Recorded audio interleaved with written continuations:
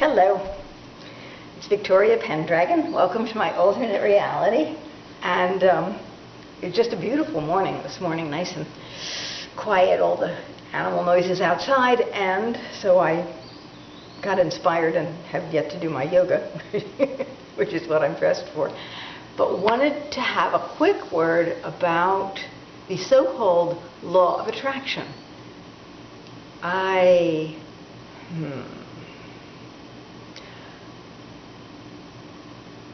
I think that the people who made the movie The Secret probably attracted to themselves exactly what they wanted to do when they made that movie, which was to get a lot of money. I live in a world where money is useful, but I have never done anything just for the money, except if I had to have a job, and because I had to have a place to live, then I would do that to get the money in order to live. Excess money is not right. One should have, I feel, what one needs to live. But that's another matter. In that secret, which was no secret, because people have known about this since the beginning of forever, they talk about the importance of the mind and affirmations and, knowing that this is and that's going to do it. No, guess what? That it's not going to do it. You do not attract things at the level of your mind. Your mind will help you to attract things to you, but it really is literally an attraction. And the thought process, while strong and useful and helpful, is not enough. If you are trying to attract something in the world, in your body, then your body needs to carry the vibration that is going to attract what it is that you desire.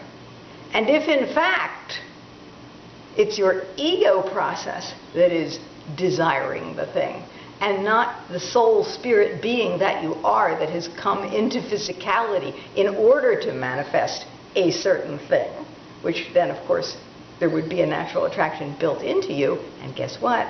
That's how it works. Then it needs to be in the body, it needs to be of the body, it needs to be you.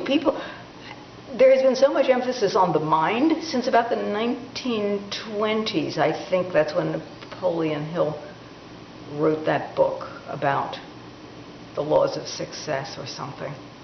My second husband made me read it. I think I've blacked it out. But it was all quite mental. And mental isn't going to cut it. We have programming in the cells of our bodies that determine what happens to us. We are programmed from the time we are in utero. We can change that programming with some very pointed work. In fact, we can use our minds, which is, my sleep magic books are all about this.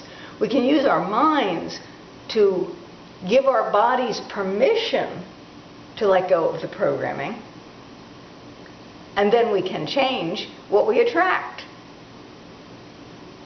But if our cellular programming doesn't change, we're not going to attract what it is we want to attract. If the law of attraction, as it's put forth as a mental thing, has worked for you, excellent. That's because your body was programmed. If it hasn't worked for you, which is more often than not the case, sells a lot of books, then it's because the physical body is not in concert with those thoughts. It may be that that's not what your spirit being is here to do. That's always a possibility. Because after all, this body is a vehicle for some kind of a soul, spirit, energetic force The mind is an offshoot of an organ of the body. It can get ideas of its own based on external input.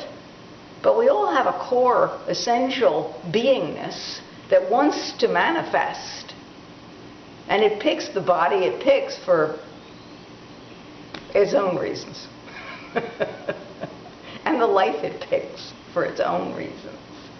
All of which, if you learn to work with your body, are just interesting and fascinating and even possibly fun. But the law of attraction is a physical thing. If you are not content, peaceful, look to the body. Look to whatever you might want to do to change the cellular programming of your body. My books are for people who have the discipline to do it themselves. But everybody doesn't have that kind of discipline, and it's not a problem. Everybody's not the same. I happen to be very disciplined. A lot of people don't. For people that aren't, there are things like EMDR, which is fabulous for changing emotional cellular programming. But it has to be changed. If you haven't got what you want, and you've been doing affirmations, and whatever else you may be doing, dream boards and whatever, go for the real thing. Go for emotional cellular reprogramming in whatever way suits you. That's really all I have to say. I've wanted to say it for a long time, and I've just been holding myself back because I know it irritates some people to hear that affirmations don't work. It irritates people who think that it's worked for them and for whom, in fact, it may have worked. But if you're affirming something that you're prepared for, it's going to work. The way you know you need emotional cellular reprogramming is that you want something, perhaps even desperately, and you've tried different ways to get it and you're not getting it. Then one of two things is true. Either A, it's not meant for you. It's not what you came here to do, and your emotional cellular programming is leading you astray. Or B, it is what you came here to do, and your emotional cellular reprogramming programming needs to be reprogrammed.